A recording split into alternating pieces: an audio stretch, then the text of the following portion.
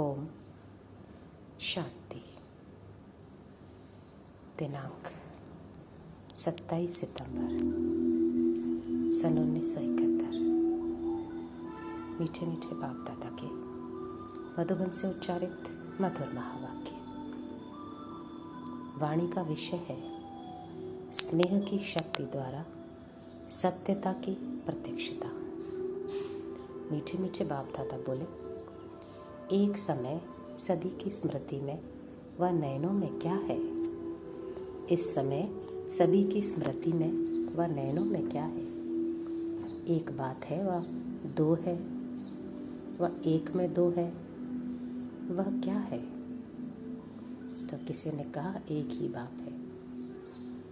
बाप दादा बोले, अच्छा, आज सभी एक मत और एक ही बात पर है। अच्छा, इस समय तो एक बात है, लेकिन वैसे वर्तमान समय स्मृति में व नयनों में सदैव क्या रहता है?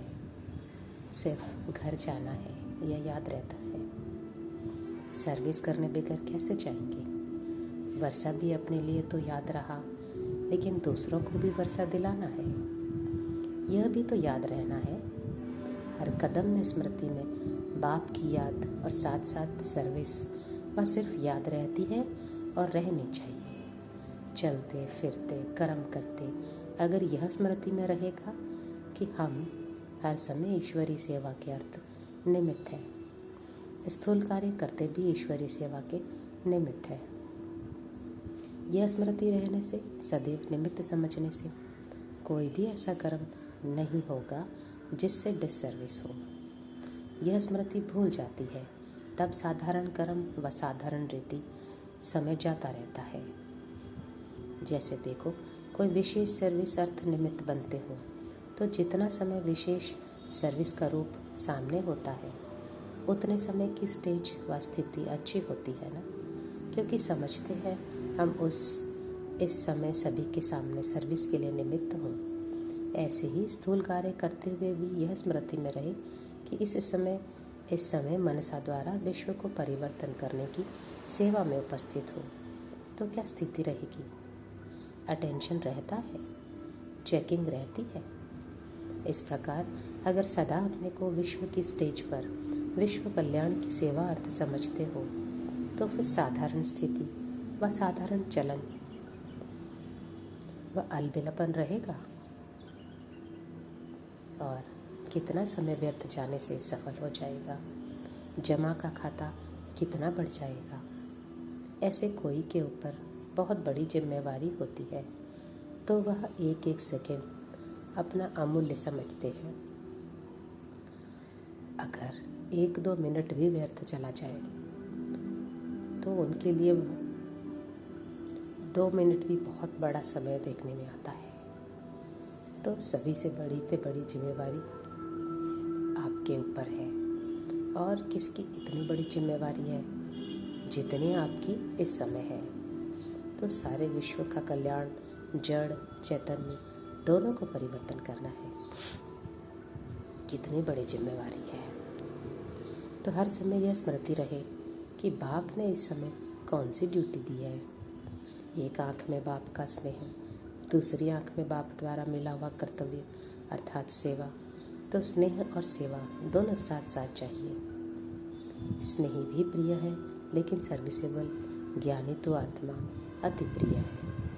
तो दोनों ही साथ साथ चाहिए। अपनी स्थिति जब दोनों की साथ साथ स्मृति होगी, तभी सर्विस करने के समय स्नेहीपूर्त भी होंगे। लेकिन सिर्फ स्नेह भी नहीं चाहिए, स्नेह के साथ और क्या चाहिए? तो किसी ने कहा शक्ति रूप। शक्ति रूप तो होंगे ही, लेकिन शक्ति रूप का प्रत्यक्ष रूप क्या दिखाई देगा? सर्विस के रिजल्ट में नंबर किस आधार पर होते हैं?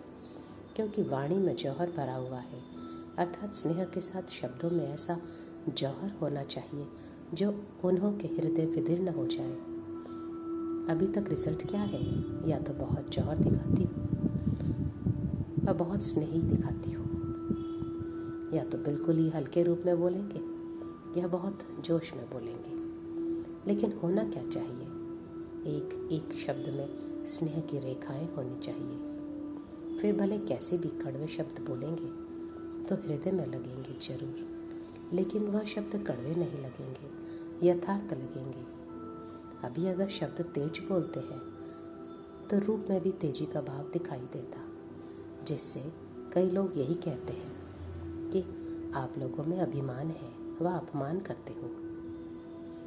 लेकिन एक तरफ ठोकते जाओ, दूसरी तरफ साथ साथ स्नेह भी देते जाओ, तो आपके स्नेह की मूर्त से अपना तिरस्कार महसूस नहीं करेंगे, लेकिन यह अनुभव करेंगे कि हम आत्माओं के ऊपर तरस है। तिरस्कार की भावना बदल तरस महसूस करेंगे, तो दोनों साथ साथ चाहिए ना।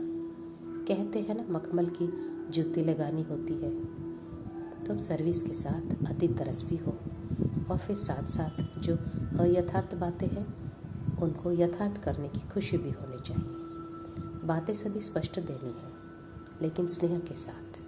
स्नेह मूर्त होने से उन्हों को जगत माता के रूप का अनुभव होगा। जैसे माँ बच्चे को भले कैसे भी शब्दों में शिक्षा देती है, तो माँ के स्नेह कारण वह शब्द तेज व कड़वे महसूस नहीं होते। समझते हैं माँ हमारी स्नेही है, कल्याणकारी है। वैसे ही आप भले कितना भी स्पष्ट शब्दों में बोलेंगे, लेकिन वह महसूस नहीं करेंगे। तो ऐसे दोनों स्वरूप की समानता की सर्विस करनी है, तभी सर्विस की सफलता समीप देखेंगे। कहाँ भी जाओ तो निर्भय होकर, सत्यता की शक्ति स्वरूप होकर, ऑलमाइटी गवर्नमेंट के CID के ऑफिसर होकर उसी नशे में जाओ। इस नशे से बोलो, नशे से देखो, हम अनुचर हैं। इसी स्मृति से अयथार्थ को यथार्थ में लाना है, सत्य को प्रसिद्ध करना है, न कि छिपाना है। लेकिन दोनों रूपों की समानता चाहिए। किसको देखते हो व कुछ सुनते हो तो तरस की भावना से देखते सुनते हो, या सीखने और कॉपी करने के लक्ष्य से सुनते देखते हो। आजकल की जो भी अल्प सुख भोगने वाली आत्माएं प्रकृति दासी के शो में दिखाई देती है, उन्हों के शो को देखकर स्थिति क्या रहती है। यह आत्माएं इस तरीके व इस रीति रस्म में प्रकृति दासी के ऊपर से प्रकृति दासी के रूप में स्टेज पर प्रख्यात हुई है। इसलिए हमें भी ऐसा करना चाहिए व हमें भी इनों के प्रमाण अपने में परिवर्तन करना चाहिए। यह संकल्प भी अगर आया तो उनको क्या कहेंगे? क्या दाता के बच्चे भिखारियों की कॉपी करते? आपके आगे कितने भी बम शो में आने वाली आत्माएं हो, लेकिन होवनहार प्रत्यक्ष रूप के भिखारी हैं। इन सभी आत्माओं ने बाप दादा के बच्चों से थोड़ी बहुत शक्ति की बूंदों को धारण किया है। आप लोगों की शक्ति की अंजलि लेने से आजकल इस अंजलि के फल प्रकृति दासी के फल रूप में देख रहे हैं। लेकिन अंजलि लेने वालों का देख सागर के बच्चे क्या हो जाते हैं? प्रभावित। यह सभी थोड़े समय में ही आप लोगों के चरणों में झुकने लिए तड़पेंगे। इसलिए स्नेह के साथ सर्विस का जोश भी होना चाहिए। जैसे शुरू में स्नेह भी था और जोश भी था, निर्भय थे, वातावरण व वायुमंडल के आधार से परे। इसलिए एक रस सर्विस का उमंग और जोश था। अभी वायुमंडल व वातावरण देख कहाँ कहाँ अपनी रूपरेखा बदल देते हो। इसलिए सफलता कब कैसे दिखाई देती है? जबकि कलयुग अंत की आत्माएं अपनी सत्यता को प्रसिद्ध करने में निर्भय होकर स्टेज पर आती है, तो पुरुषोत्तम संगम योगी सर्वश्रेष्ठ आत्माएं अपने को सत्य प्रसिद्ध करने में वायुमंडल प्रमाण रूप रेखा क्यों बनाती है? आप मास्टर रचयिता हो ना, वह सभी रचना है ना। रचना को मास्टर रचयिता कैसे देखेंगे? जब मास्टर रचयिता के रूप में स्थित होकर देखेंगे तो फिर यह सभी कौन सा खेल दिखाई देगा, कौन सा दृश्य देखेंगे? जब बारिश पड़ती है तो बारिश के बाद कौन सा दृश्य देखते हैं? मेंढक थोड़े से पानी में महसूस ऐसे करते हैं जैसे सागर में है, ट्रा ट्रा करते नाचते रहते हैं, लेकिन है वह अल्पकाल सुख का पानी। तो ये मेंढकों की ट्राक ट्राक करने और नाचने कूदने का दृश्य दिखाई देगा। ऐसे महसूस करेंगे कि यह अभी अभी अल्पकाल के सुख में फूलते हुए गए कि गए। तो मास्टर रचयिता की स्टेज पर ठहरने से ऐसा दृश्य दिखाई देगा, कोई सार नहीं दिखाई देगा, बेगर अर्थ बोल दिखाई देंगे। तो सत्यता को प्रसिद्ध करने की हिम्मत और उल्लास आता है, सत्य को प्रसिद्ध करने का उमंग आता है कि अभी समय पड़ा है। क्या अभी सत्य को प्रसिद्ध करने में समय पड़ा है? फलक भी हो और झलक भी हो, ऐसी फलक हो जो महसूस करे कि सत्य के सामने हम सभी के अल्पकाल के यह आडंबर चल नहीं सकेंगे। जैसे स्टेज पर ड्रामा दिखाते हैं ना, कैसे विकार विदाई में हाथ जोड़ते सिर झुकाते हुए जाते हैं। यह ड्रामा प्रैक्टिकल विश्व की स्टेज पर दिखाना है। अब यह ड्रामा की स्टेज पर करने वाले ड्रामा बेहद के स्टेज पर लाओ। इसको कहा जाता है सर्विस। ऐसे सर्विसेबल विजयमाला के विशेष मणके बनते हैं, तो ऐसे सर्विसेबल बनना पड़े। अभी तो यह प्रैक्टिस कर रहे हैं, पहले प्रैक्टिस की जाती है तो छोटे छोटे शिकार किए जाते हैं, फिर होता है शेर का शिकार।